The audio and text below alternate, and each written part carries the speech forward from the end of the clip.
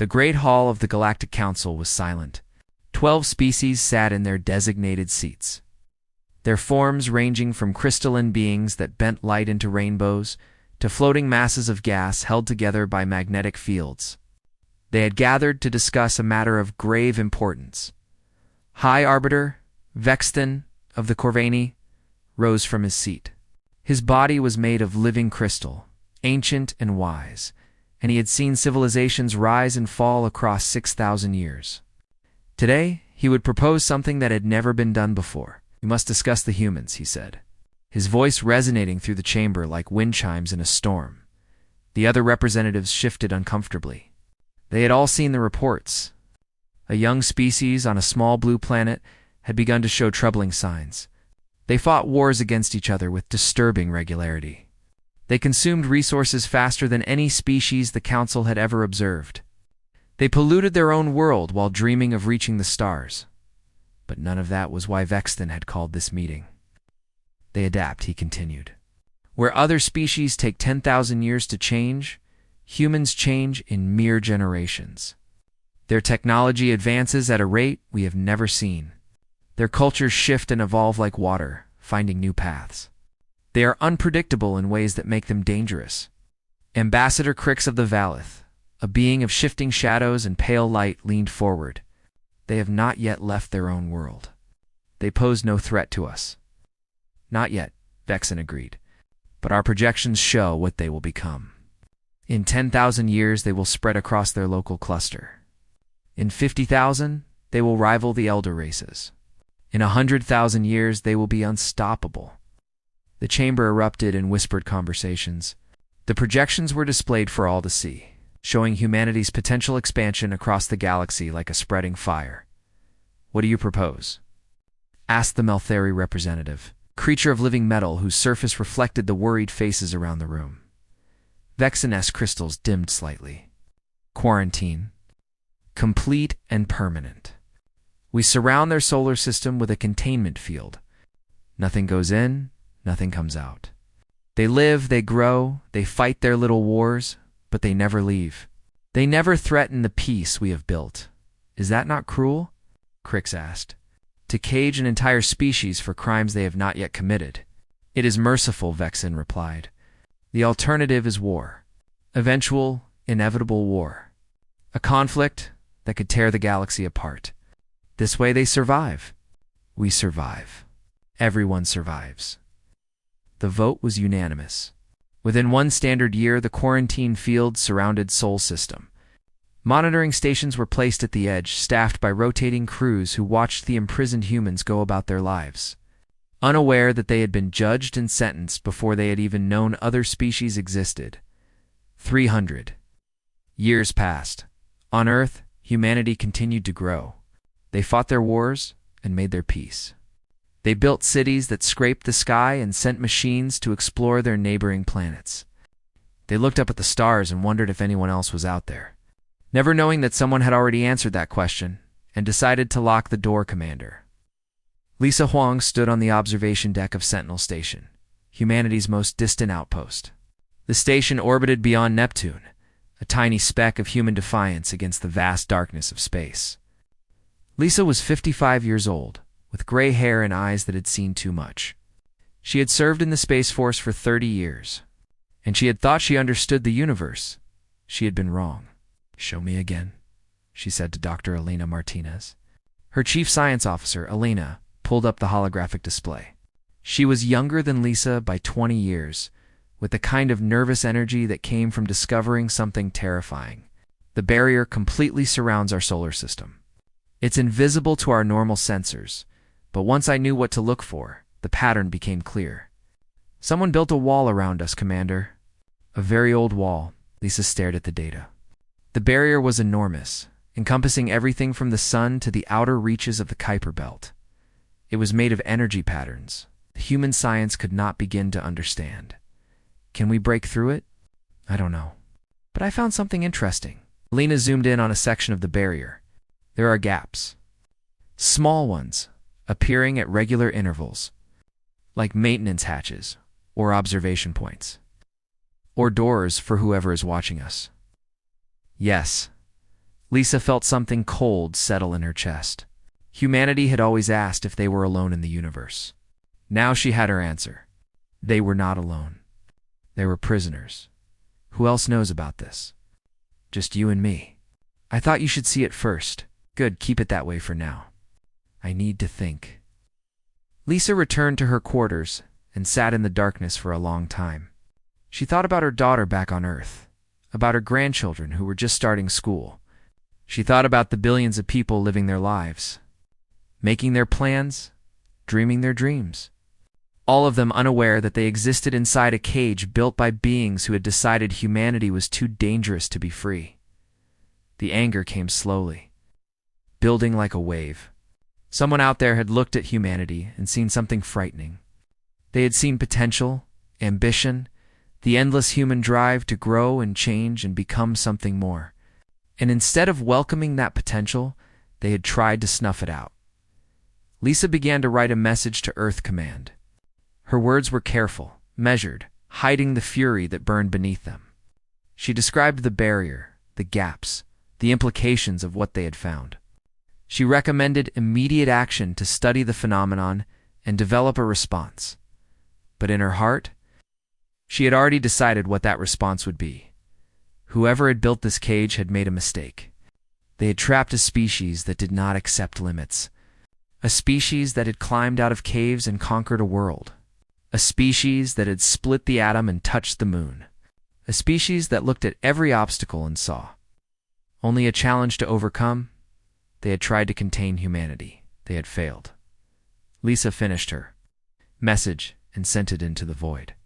Then she turned to look out her window at the distant stars, hidden behind a barrier she could not see, but now knew was there. We're coming out. She whispered to the darkness. And when we do, you're going to wish you had never locked us in.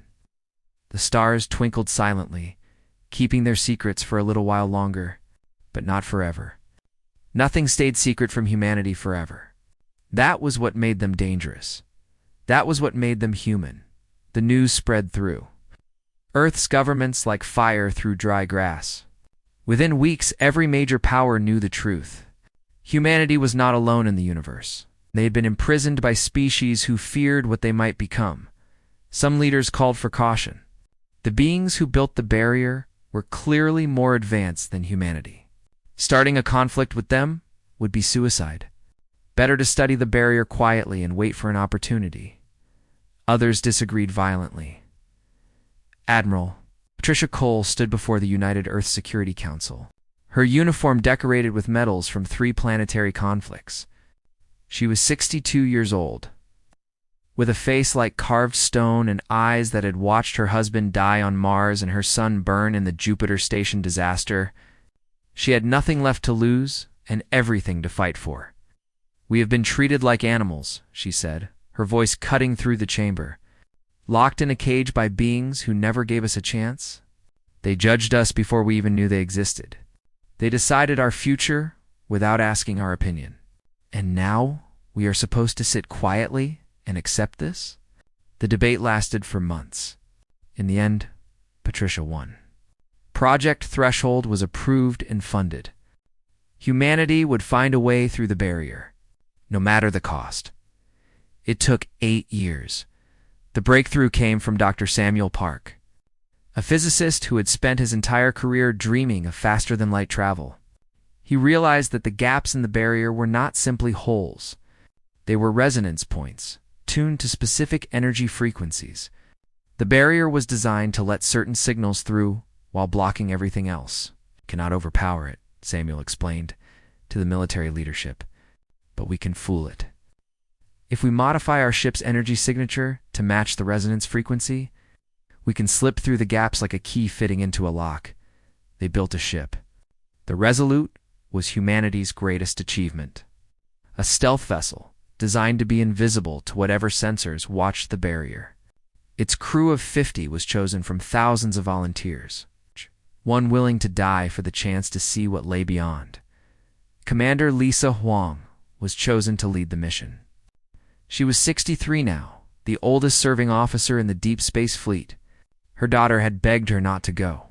Her grandchildren had cried when she said goodbye, But Lisa knew that she had to be there. She had discovered the cage.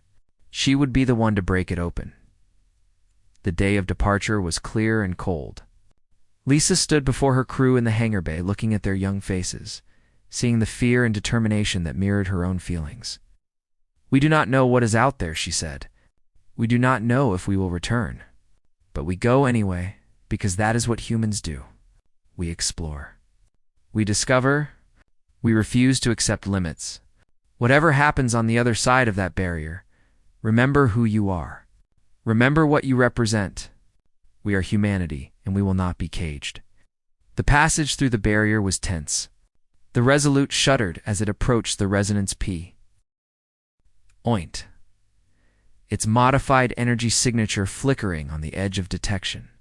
For one terrible moment, Lisa thought they had failed, that the barrier would reject them, sound an alarm. Then they were through. The galaxy opened before them like a flower blooming in fast motion. Their sensors detected thousands of signals, millions of energy sources, the unmistakable signs of civilization spreading across countless star systems. Trade routes crossed the void like glowing threads. Ships of every size and shape moved between worlds. The universe was alive with intelligent life, and humanity had been locked away from all of it for 3 days. The Resolute observed from a distance. They recorded everything, building a picture of galactic society that rewrote human understanding of the cosmos. There were hundreds of species out there, organized under something called the Galactic Council. They had laws, trade agreements, shared technology, and a history stretching back millions of years. On the 4th day, they were discovered. The ship that intercepted them was enormous. A Corvani patrol vessel that dwarfed the Resolute like a whale next to a minnow. Lisa ordered her crew to hold fire as they were surrounded and boarded. The Corvani were beautiful in a strange way, their crystalline bodies refracting light into dancing rainbows. Their leader, Commander the XFR, studied the human crew with something that might have been disgust or curiosity. "You should not be here," he said, through the translation device. "The quarantine is absolute." Lisa stepped forward, refusing to be intimidated. "We have questions. You have no rights. You are forbidden. You will be returned to your prison, and your vessel will be destroyed." "Why? What did we do to deserve imprisonment?" Dexter paused. His crystals shifted colors as he considered her question. "You are dangerous. The Council saw what you would become. They acted to protect the galaxy from you. From what? We had not even left our planet when you built that barrier. It's from what you would do when you did. Your species adapts too quickly. You grow too fast. You fight too hard. In time, you would have been a threat to everything we have built. So you punished us for crimes we had not committed. Precaution is wisdom." Lisa felt anger burning in her chest. But she kept her voice calm. "And now that we have escaped, what happens next?" Before the Sivir could answer, alarms began to sound throughout both ships. New contacts were appearing on their sensors, dozens at first, then hundreds. Strange vessels of a design that neither human nor Corvani recognized were dropping out of faster than light. Travel all around them. The Veth had arrived. Lisa watched as the alien ships approached, their hulls dark and twisted like something from a nightmare. She did not know what they were or where they came from. She did not know that they had been devouring civilizations across the galaxy for a century. She did not know that the Council was losing a war against them, but she was about to find out. "Battle stations," she ordered calmly. "All hands, prepare for combat." Her crew moved with the efficiency of training and the courage of desperation. They had come through the barrier to find answers. Instead, they had found a war, and humanity was about to join it. The Veth ships moved like shadows sliding across water. They did not communicate, did not demand surrender, did not give any warning. They simply attacked. Lisa watched the first wave of dark projectiles streak toward the Corvani vessel. The crystalline ship's shields flared bright blue as they absorbed the impact. But even from the Resolute's bridge, she could see the damage. The Corvani were fighting back, their energy weapons lighting up the void, but the Veth seemed to absorb the attacks without slowing down. "What are those things?" Her tactical officer, Lieutenant Marcus Webb, asked. "Unknown, Alina replied from her science station. They are not in any database. Their ships appear to be partially organic. The energy signatures are unlike anything I have ever seen. A Veth boarding pod slammed into the Resolute's hull. The ship shuddered, and alarms began to scream. Lisa grabbed the console to steady herself. Security teams to breach points, she ordered. All hands, prepare to repel boarders. The creatures that poured through the breaches were nightmares given form. They had too many limbs, too many mouths, and their bodies seemed to drink in light rather than reflect it.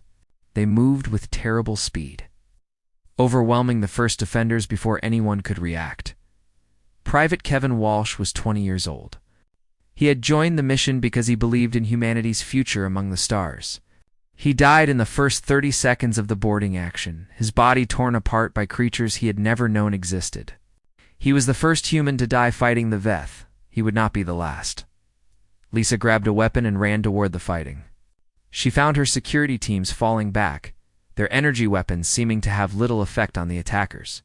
The Veth absorbed the shots like water absorbing rain, barely slowing as they advanced. Fall back to the engine room, Lisa commanded. Everyone fall back now. They retreated through corridors slick with blood. Ensign Maria Santos died, sealing a hatch that would have let the Veth flood into the crew quarters. Chief Engineer Tony Reyes died, buying time for the others to escape.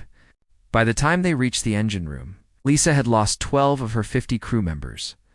Dr. Samuel Park was working frantically at the engine controls. I can get us back through the barrier, he said, his hands shaking, but his voice steady. But I need 3 more minutes. We do not have 3 minutes. A Veth creature burst through the door. It was larger than the others, its body a mass of writhing darkness, with pale eyes that seemed to look in every direction at once. Lisa raised her weapon and fired, but the energy bolts disappeared into its form without effect. The creature advanced, and Lisa prepared to die. Then something strange happened. The creature stopped. Its attention shifted away from Lisa, focusing on something behind her. She risked a glance and saw what had caught its attention. A standard medical kit, powered by a small fusion cell. The creature was afraid of it. Park, Lisa said slowly, an idea forming in her mind. The fusion reactors. Can you boost their output? That would flood the deck with radiation. It would be dangerous for the crew. How dangerous? Within human tolerance limits, but barely. Why do it now? Park did not argue.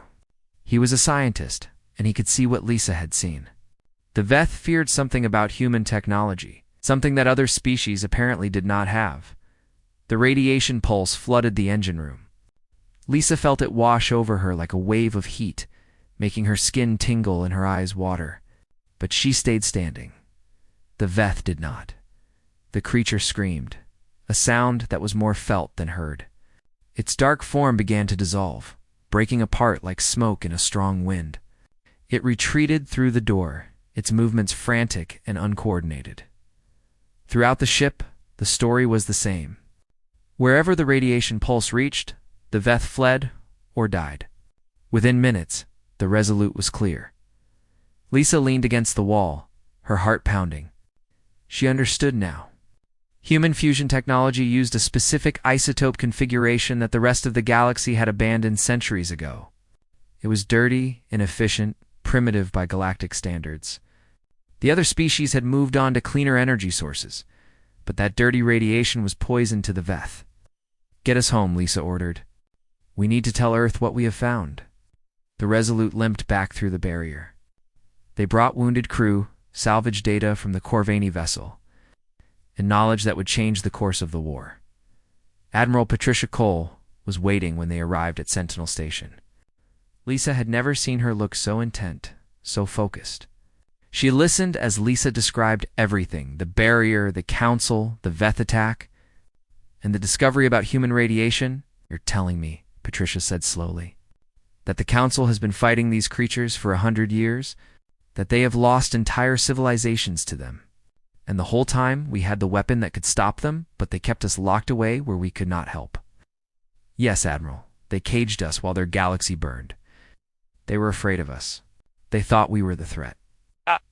Patricia was silent for a long moment.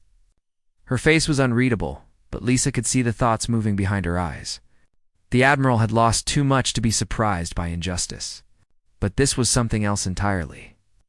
"Then we will show them what a threat really looks like," Patricia said finally. "We will build weapons they have never seen. We will create a fleet that can turn the tide of their war.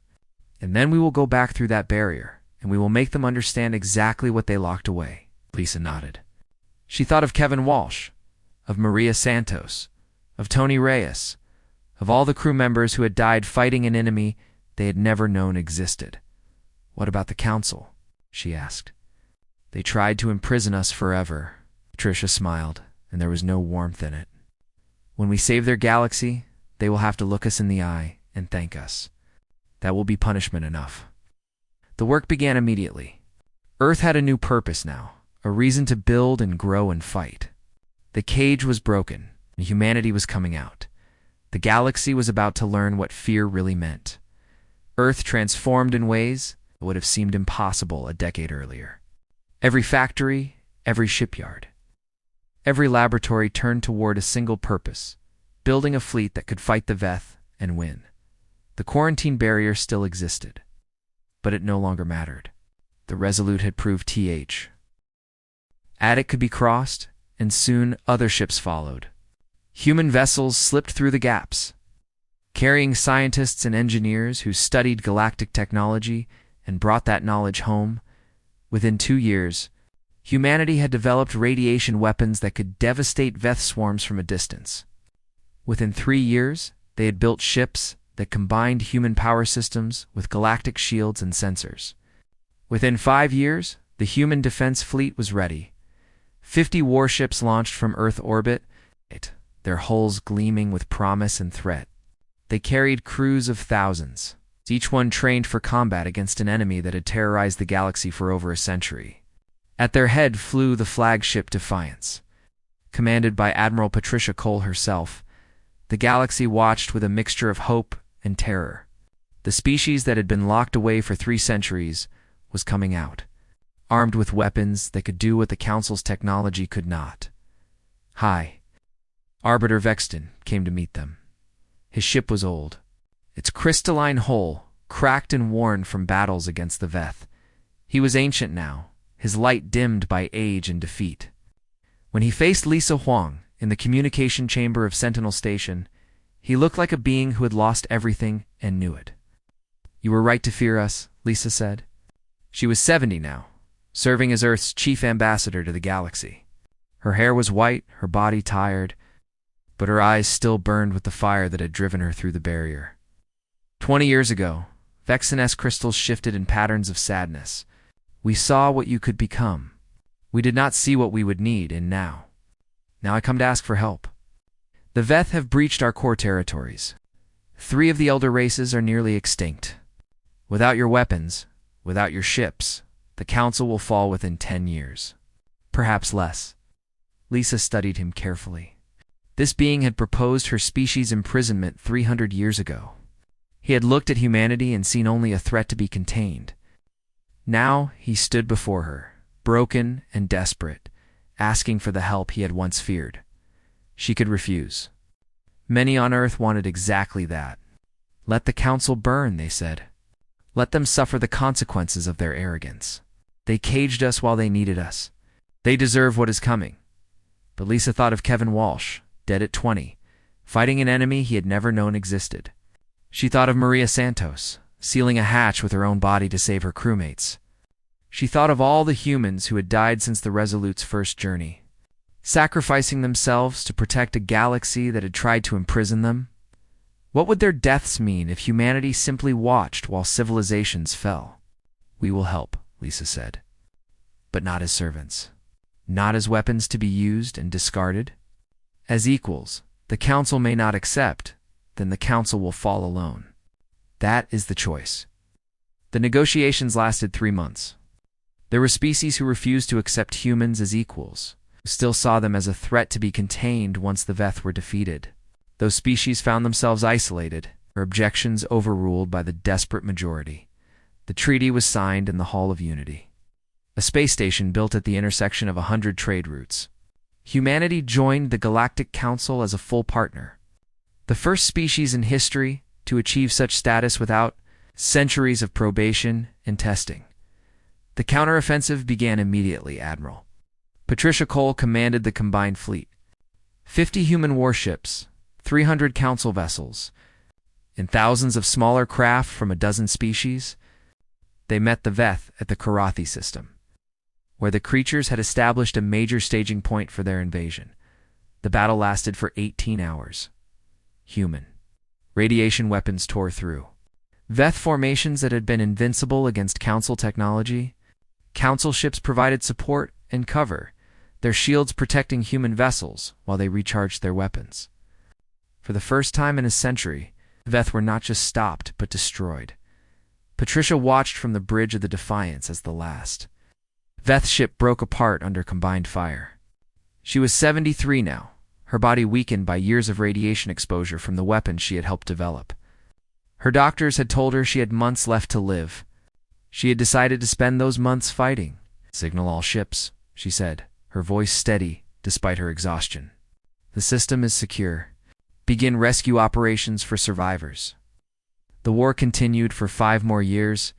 The Veth adapted, finding partial resistances to human weapons, changing their tactics, fighting with the desperation of a cornered predator. But humanity adapted faster. New weapons were developed, each one more devastating than the last. New ships were built, faster and stronger and harder to kill. New tactics emerged from human commanders who looked at every defeat and saw a lesson, every setback and saw an opportunity. The other species watched in amazement and growing unease. The Council had been right to fear humanity. They were exactly as dangerous as the projections had predicted. The difference was that now that danger was pointed at the enemy instead of at the galaxy. The final battle came at Nexus Point, a crossroads of space where the Veth had gathered their remaining forces for a last stand. Admiral Patricia Cole commanded the Allied fleet, though she had to be carried to the bridge because she could no longer walk. "All ships," she said, her voice broadcast across 1,000 vessels. "This is the end. We have chased them across the galaxy, broken their fleets, burned their strongholds. Today, we finish what they started. Today, we show the universe what happens when you threaten the species that refuse to stay caged." The battle lasted 6 hours. When it was over, the Veth fleet was destroyed. The survivors scattered into the void, hunted by ships that would not stop until every last creature was found and eliminated. Patricia died 3 days later, body finally giving out. Her last words were recorded for history. "We came out of that cage and saved the galaxy." Not bad for a forbidden species. The galaxy mourned her. Humans and Council species alike held memorials for the woman who had led them to victory. She was buried in space, her body released into the void she had conquered, her name written in the stars she had fought to protect, and across the galaxy. The surviving species looked at humanity with new eyes. They were still dangerous. They were still unpredictable. They still adapted faster than any other species in history. But now they were allies, partners, saviors.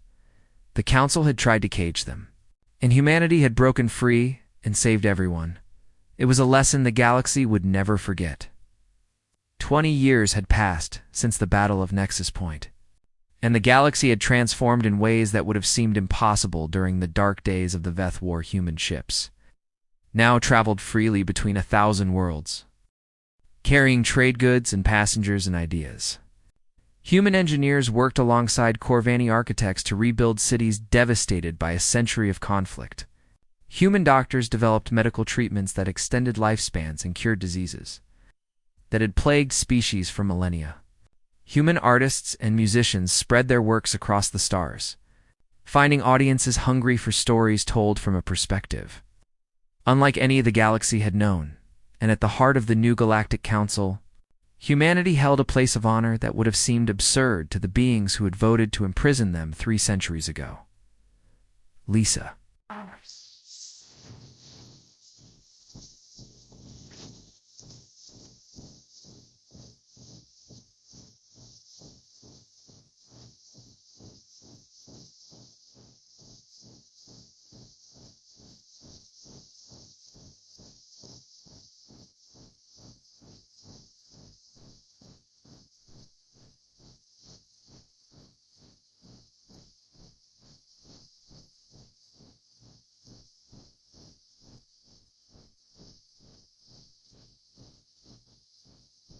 A second my side. Since I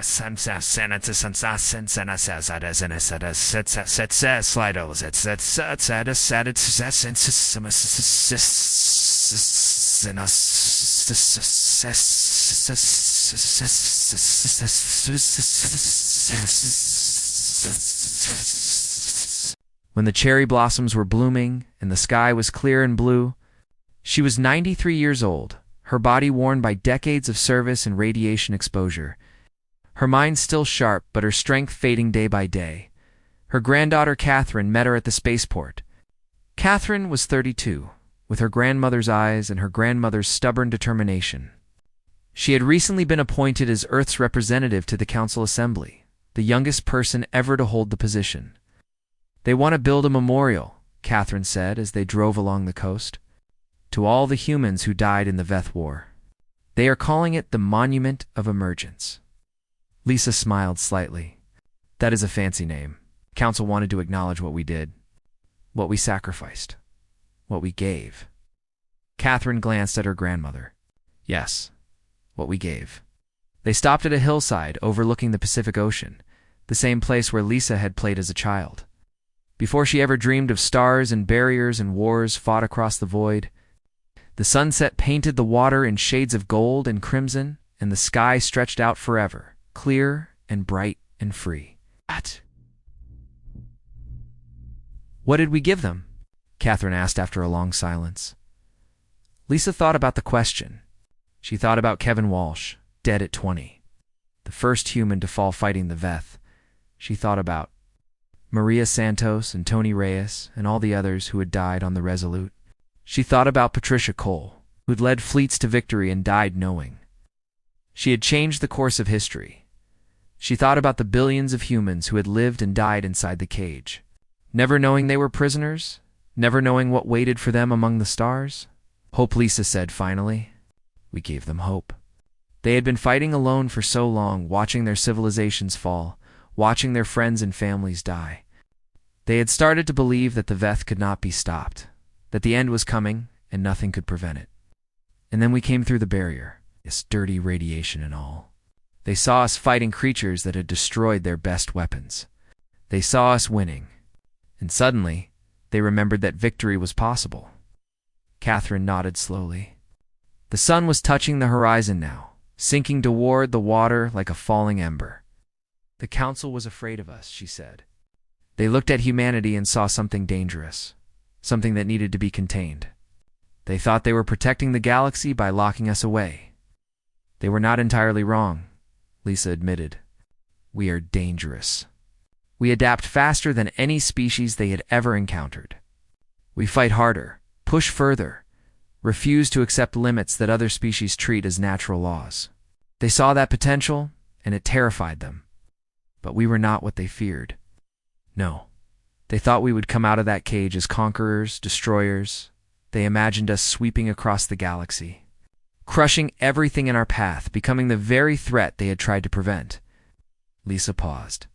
Watching the sun disappear below the horizon, the first stars were appearing in the darkening sky. Tiny points of light that she had once dreamed of reaching, then spent her life fighting to protect. "They could not imagine that we would come out as saviors," she continued, "that we would look at their dying galaxy and choose to fight for it, that we would sacrifice our sons and daughters to protect species who had imprisoned us for 300 years. Why did we?" Catherine asked. "After everything they did, why did we help them?" Lisa was quiet for a long moment. It was a question she had asked herself many times over the years, and she still was not sure she had a complete answer. "Because that is who we are," she said finally. "We do not just survive. We grow, we build. We reach out." The Council looked at humanity and saw a threat because they could not understand what we truly are. We are not destroyers. We are gardeners. We plant ourselves in new places and we make things grow. She turned to look at her granddaughter, this young woman who would carry humanity's torch into the future. "They tried to stop our future. They thought they could predict what we would become and prevent it. But you cannot cage a species like humanity. You can delay us, slow us down. Make us take the long way around. But you cannot stop us. Catherine smiled. The Council's forbidden humans. We came through anyway. We always do. The stars filled the sky now. More of them than Lisa had ever seen in her childhood, before light pollution dimmed the nights. She knew the names of many of them now, knew the species that lived around them, knew the histories and cultures that had grown up under their light. Humanity walked among those stars. They were partners to 100 civilizations, guardians of a galaxy that had once tried to lock them away forever. They had been delayed for 3 centuries, trapped in a cage by beings who feared their potential, but in the end they had broken free. They had saved the galaxy. They had proved that the Council's fears were both right and wrong at the same time. Humanity was everything they had feared, and also something they had never imagined. Lisa closed her eyes, feeling the evening breeze on her face, hearing the distant sound of waves against the shore. She thought about all the humans who had come before her, all the generations who had lived and died inside the cage, dreaming of stars they were forbidden to reach. They had made it. Their descendants walked among those stars now, free and proud and unafraid. The cage was empty. The quarantine was over, and humanity had found its place in the universe at last. Their emergence had been delayed, but had never been denied. That was the human way. That was what made them dangerous, and that was what had saved them all.